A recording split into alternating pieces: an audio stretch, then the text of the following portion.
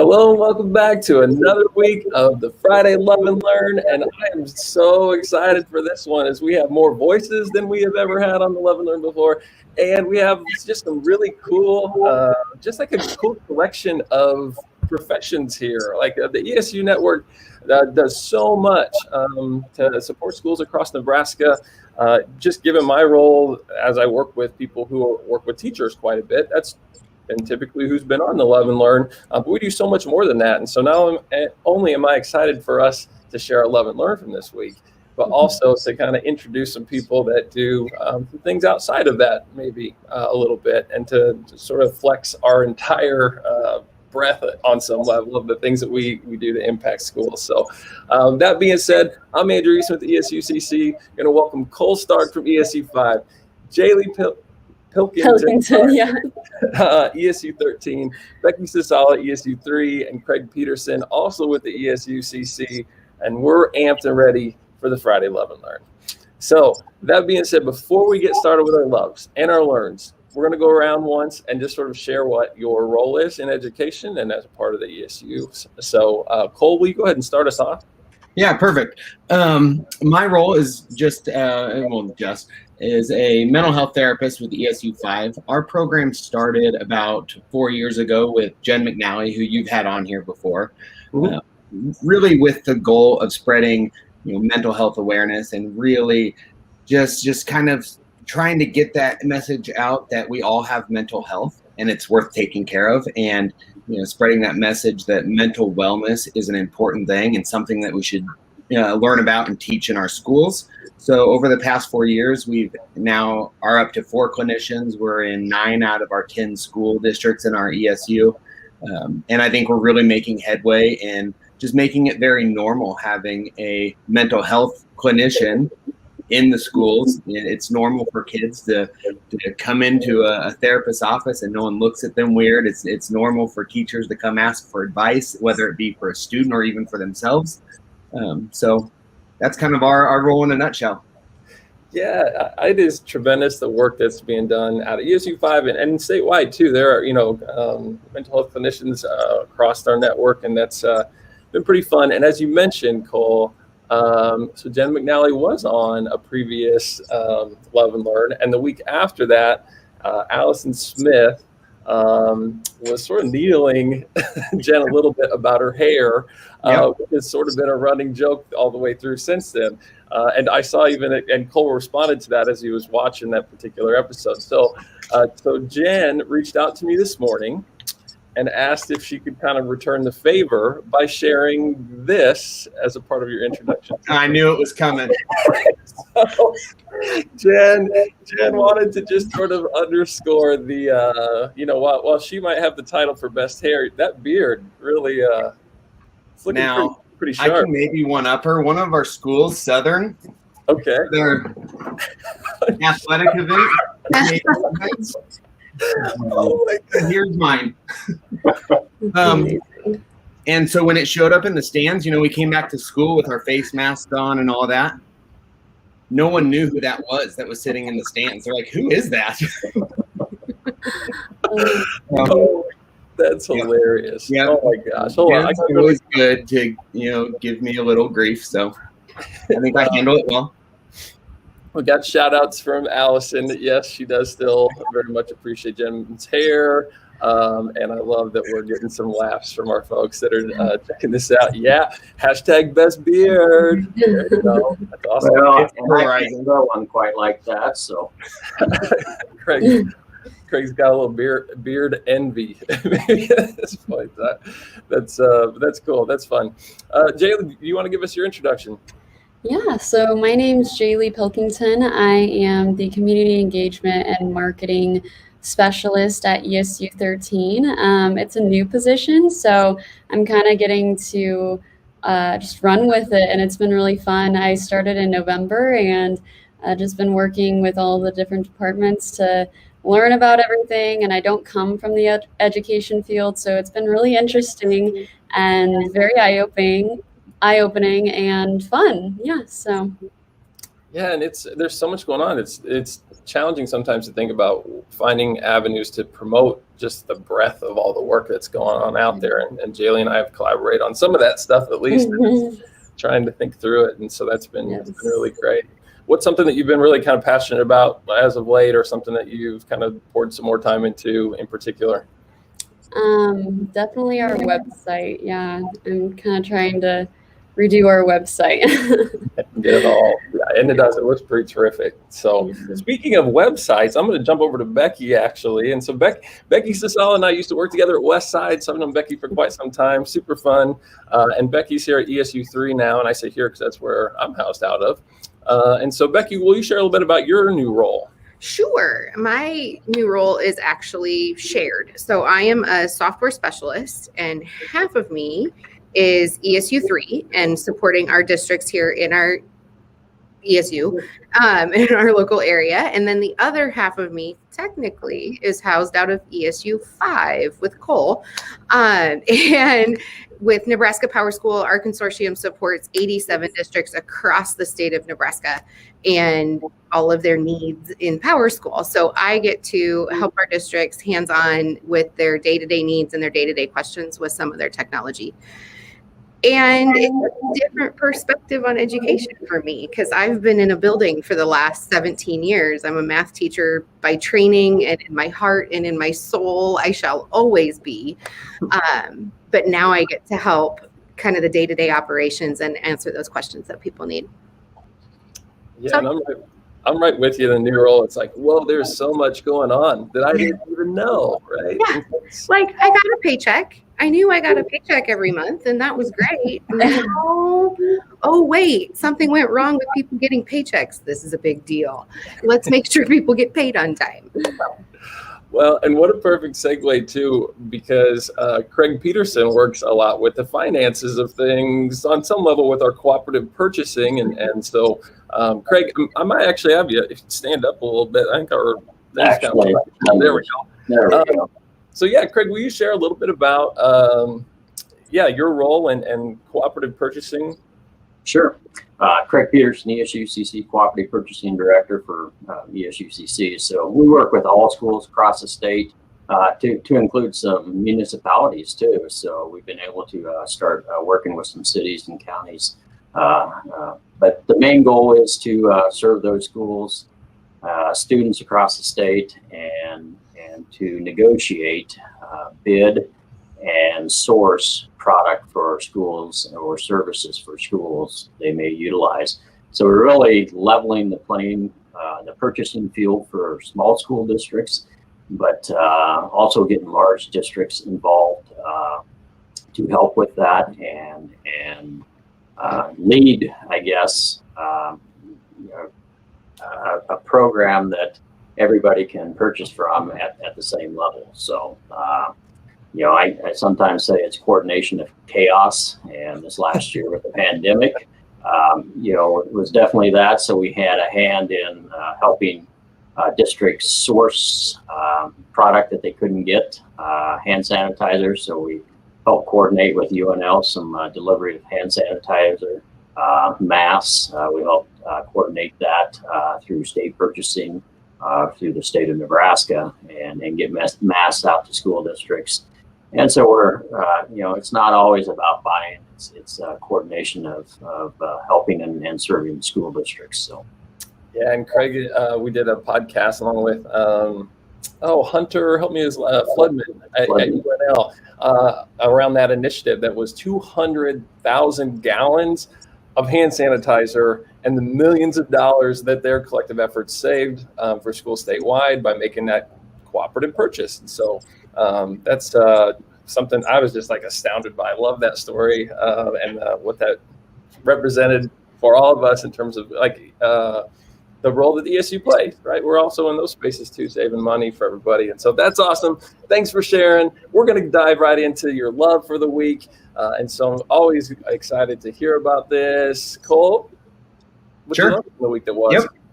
I'm actually going to piggyback just kind of what I was saying earlier, just about normalizing, destigmatizing mental health in the schools. This one happened actually just, Wednesday and Thursday. And with the shortened week, that was kind of all we were in school so far with all the snow. But Wednesday night, I actually got a email, and our emails are, public knowledge, from a couple students at one of my schools. And they had reached out to me, kind of apologized, like, sorry, this is late, but we're concerned about one of our peers. And we arranged to meet yesterday morning, met with those two people, and kind of got this situation rolling and getting another one of the students in the school some help that they probably need. We work in coordination with our school counselors, and when I told the school counselor, like, hey, these people reached out to me, she was kind of like, huh, that's really surprising, like, from that particular student, so they're like, that is not someone who I thought would do that. So just every now and then we kind of need those wins to kind of energize us and refill us. So yesterday morning, meeting with those boys, it was kind of that affirmation that what we're doing is working. Every year we train all of our staff, most of our students, within the ESU on QPR, suicide awareness training, and some of these things that maybe they're not always exposed to or not know what to do. And it was kind of that reaffirmation that what we're doing is working. So that was my love for the week. That's awesome. That's so great. I'm going to bring this up. As Allison's chair at ESUCC, they're having some of those same conversations with their superintendents, and that's good. So great, right? Yeah, this fills my bucket so much. And this is just one of we have these stories, kind of these situations every year, all year. My first year with the ESU, my wife actually looked at me one night. I got a phone call from a school counselor, and my wife looked at me. She goes, is this like normal? Is this going to happen all the time? But I'm happy to say that, I think now we're in year 4. It's becoming less and less because I think we're catching on to these situations sooner and sooner. We're not catching on to them at crisis mode, or we're catching on to them more at the first initial warning signs. So I think a lot of those situations are being decreased, or we're catching them early before they become as severe. So that's a pretty tremendous one to say during a pandemic, right? That it's like actually, but I to think about that way, that you're being proactive and those lines of communication are so open that it's keeping people from getting to a place where how powerful is that? Love the love and learns for this reason. Just good vibes on a Friday. So thanks for sharing your love, Cole. JaLee, what's yours for this week?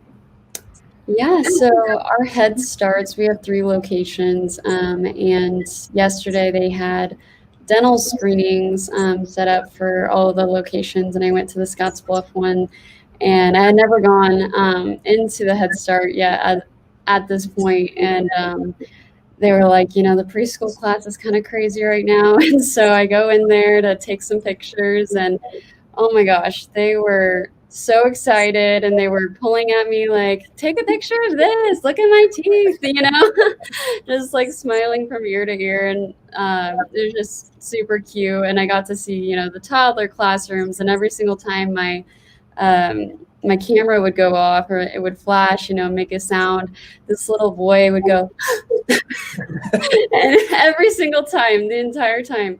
It was so funny. And I just got some really great, pictures for social media and the website. And it was just really fun to get out of the office and just not being, silo myself and get out there and be in a different department and see what they do every day, because they really have a totally different life than me.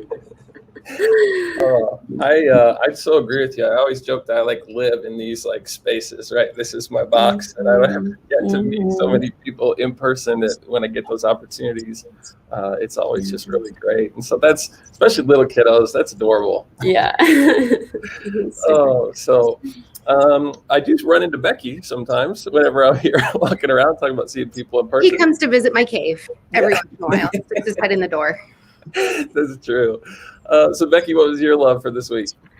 My love for this week was very much being able to connect with people, and much while it wasn't in person, being able to get on a Zoom and talk to people through some issues. So we had a couple people who had like 5 tickets. And by tickets, I mean, I have this issue and I have this question and I have that problem. And they were 5 different problems. So we just went, okay, how about we just sit down and talk about it? And as much as we're used to that and being able to sit down in a room and just talk through and problem solve and take care of a bunch of issues all at once, in a pandemic, that's been a little bit lost. We can't just say, okay, let's have a meeting and problem solve for a bunch of kids at once or a bunch of themed problems.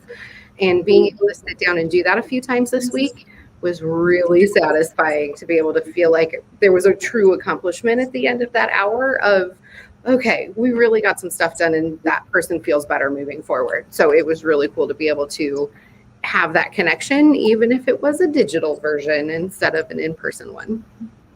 Oh, well, that's good. That's awesome that the collaboration always is such a meaningful experience, for sure. Craig, what was your love from this week? And I before we get to that too, I will say, anyone tuning in, if you want to add your love into the stream by sharing that in the comments, we can bring that in, and we'd love to hear from you as well. So, Craig, what was your love from this week? Well, you hit it on the head when you say collaboration. Love has been just the collaboration of all the different meetings that I've been involved in. Trainings this week, we're doing ESUCC Cooperative Purchasing training, and so just reconnecting with those school districts that include business managers, secretaries, and even superintendents occasionally will get on those trainings. So the love, I guess, just the network of the ESU expertise that we have across the state. Was involved in a couple meetings that involved ESUCC staff and ESU staff and NDE and OCIO, and so just bringing everybody together, and so the collaboration that's happening, and so it's especially during the pandemic, it's a new way to connect. You talk about being in a cave, getting out of your buildings. JaLee, I think we can all relate to that, and so Zoom has allowed us to do that, luckily for technology, and so I still have a love for technology. I may be in a purchasing position, but I've worked for ESUs for 25 years, and in 19 and a half of those, it was media and technology that I was involved in, so I still have that love and embrace the use of it, so that's my love. That's terrific. Go ahead, Becky. What? Yeah, I was just, tech. Let me push up my glasses a little bit. Hey, let's celebrate it anytime I can. You're in the right role, Fred, for sure. We did get a little feedback here in the comments, and so one of our Facebook friends said that they loved some of the teachers took their students sledding after the snowstorm. Oh my gosh, how fun would that be? Sign me up for that. It's their first time sledding. That's really cool. And Allison shared that her love was scheduling self-care rotations for teachers to take 30 minutes for themselves to refocus, recharge, while her team and Allison also get to be in the classrooms with kids. So both buckets filled.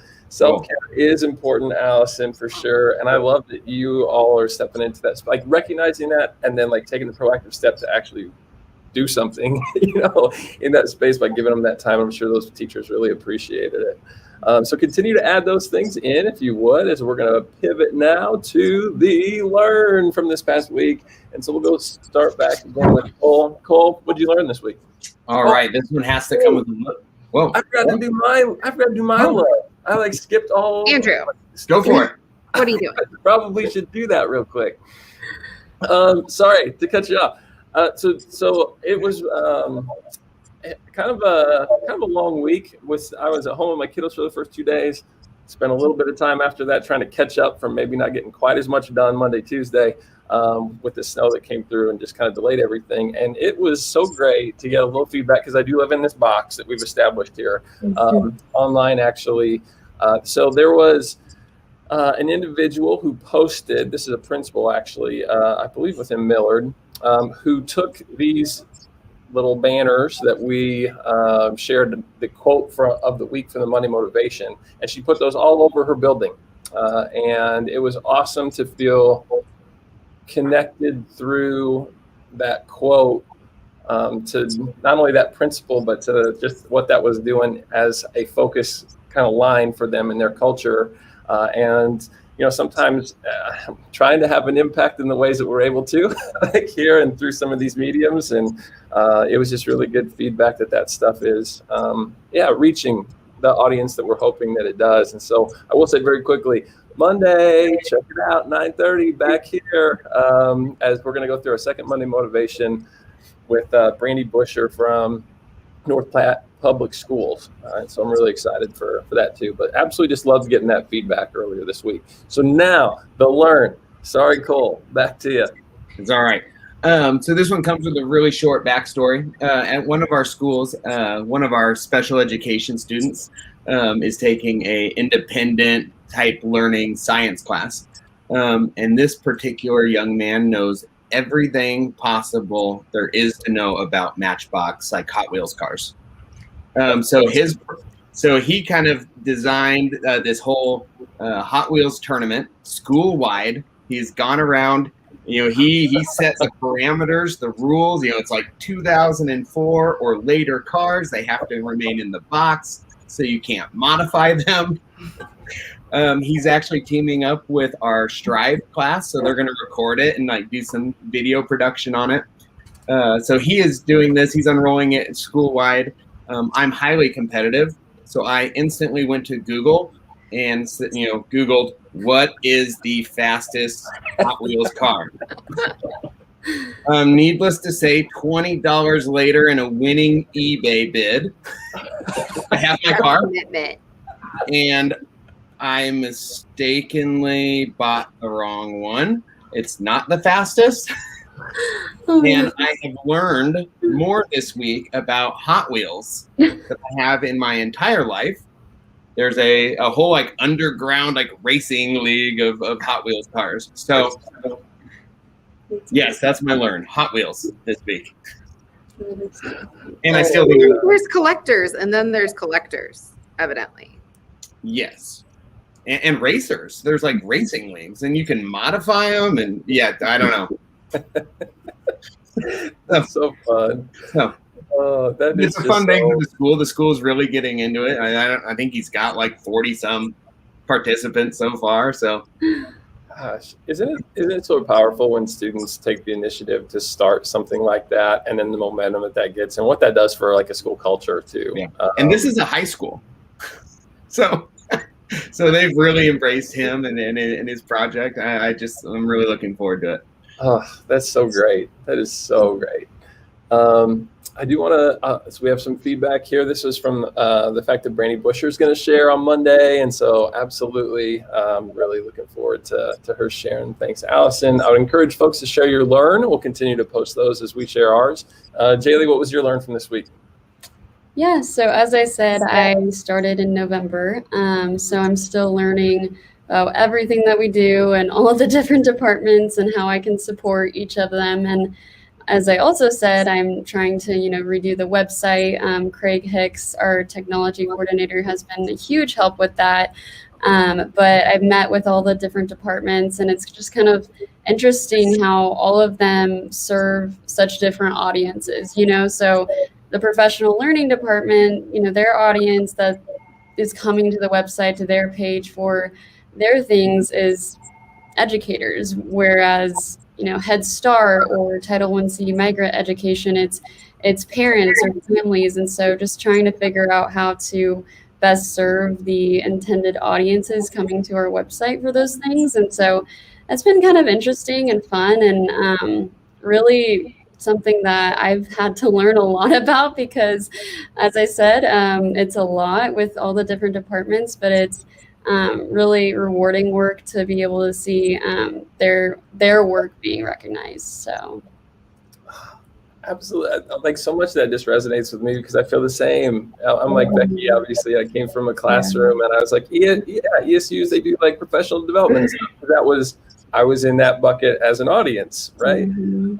And that's why I was so geeked to like hang out with the four of you today, because it's really awesome to show that, yes, it's that, and we do a great job at that, but it's also so much more. And it's just powerful to give voice to that, I guess, in our conversation. And I'm with you. I'm constantly learning and have a lot still yet to learn about it. So it's been good to even have our chat here today. So For sure. And I learned that I'm not ready for kids yet after visiting Head Start. I was like, I love kids. This is my niece. Like, she's my only office decoration so far. But I like being able to drop her off at the end of the day, and I'm just like, wow, God bless all of you who work in there, because y'all have harder jobs than I do. She's gonna stay in fun aunt status for a while. Yes, aunt status for sure. Oh, well, I totally understand that. Totally understand that. Yeah. Becky, what was your learn from this week? My learn was a definite nerd moment. So as much as we all receive our tax forms, you know, all those things with all the numbers on them that you take pictures of and hand to your person to do your taxes, your accountant or whomever, H&R Block, whatever. H&R Block. I learned more about how those are produced than I ever thought possible, and the things that can go wrong, which again is not okay. Much like I want to get paid on time, I want to be able to do my taxes on time. So yeah, so many things. And that now the good part being, I also learned in the joys of technology, back to that theme of celebrating, that even on a snow day, as there's 9 inches of snow in my driveway, people can still ask us for help, and we can still be there to ask for help, because thank God we have a way to ask other resources. Because being new, I had to reach out for a lot of help this week. So thank goodness for my team that is far more expert than I am, that I can be like, help, I need help, because they're wonderful and they helped. And we were able to solve problems so that people can, as exciting as it is, people can do their taxes. But it needs to happen. So a lot of learning going on. Craig, what was your learn from this week? Well, really it relates back to the week of trainings and just touching base with school districts and learning of the new staff that have turned over. So that's part of our process in our trainings, is making sure that we have everything set up in our ESUCC marketplace. And so we've got new staff that coming in. And so it allowed us to learn of the new people working in the buildings and that we serve, and then making those and start building those relationships to better serve them in the future. So, and I just recently learned that I'm going to have to negotiate a buy on Matchbox cars, I think, because we have some competition starting up. So, so I better get busy on that too. So I think it's a tough business. Yeah, it's not one I'm going to get into. One and done. Probably one that I don't want to get into. Oh my gosh, Cole and Craig are going to start an eBay side hustle here. You can get them in like bags and sell them, you know, for profit. Gary Vee, that the entrepreneur, I don't know if you guys know who he is, but he does like videos. You can go to his YouTube, and he gets so pumped up because he'll get like a bag full of them for like $2 and then sell each of them for 10 or 7 or 20 and then make a huge profit off of them. It's kind of crazy. I'd have known that 50 years ago, you know, when I was growing up, you know, I'd have kept all my Matchbox cars. I could have maybe retired by now, but new revenue stream. Now you can bring JaLee in on this side hustle, and she can run all the, take the pictures. Market it. Yep, the marketing portion is on point. Teamwork at its finest. I didn't know we were going to start a Matchbox car business as a result of this learn, but hey. I'm totally going to share this video with him next week, and he's going to love it. That is so cool. That is so What's his name? What's his Oh, I'm going to keep that one. Okay. Can't I was just going to do a little high. We'll just do one of these real quick to that student. Okay, so my learn from this week, I miss being able, sometimes I was fortunate enough to be able to go to a few conferences whenever I was in the classroom, and I was also fortunate enough to make some decent friends kind of all over as a result of that. And one of those is Jen Casa-Todd, and she is wears a number of hats and works actually in Ontario, and she is just really knowledgeable. She wrote a book called Social Media, and we have a digital citizenship competition that the ESUCC has put out there for kiddos to be able to learn a little bit about digital citizenship and then either put together a poster or a PSA. And really excited then the winner of that competition will be featured at the Future Ready conference, their work, and also that individual. And so to bring some like marketing pieces around that and really to learn more about digital citizenship, we did a podcast. So it was really great. I reached out to Jen because she's so awesome on that topic.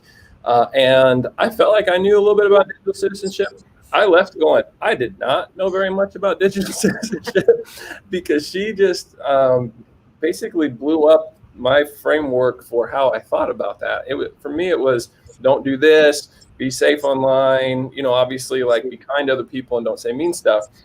And it is all of those things. But she talked more about the need for us to move into spaces where we're helping our learners become digital leaders and what it means to not just do the don't do things or not do the don't do things, but what it actually would look like to enter into those spaces and have conversations and to share our creativity and to encourage others and connect and collaborate in the ways that Becky and Craig were talking about earlier, and just the intentional efforts they make to teach students how to do that. And I was just dumbfounded at times. I was like, just keep talking as I was listening in through that conversation. So check that out on the podcast. I also learned that our podcast has reached Chile. There was an educator there who reached out and was like, hey, appreciate the pod. I did not say that the Good Life EDU was going international, baby. But that was a really fun piece of feedback to learn too. And so, yeah, good vibes all around. So proud of the ESUs. So proud of everybody here. And thank you guys so much for taking a little time to share on a Friday. Thanks for having us. Thank you. Thanks for giving us a chance to celebrate. There's no better way to end the week. This is so rewarding. I always look forward to it. Every week, just get good vibes from learning about all the great work that's going on. So thanks. Thank you. Thank you.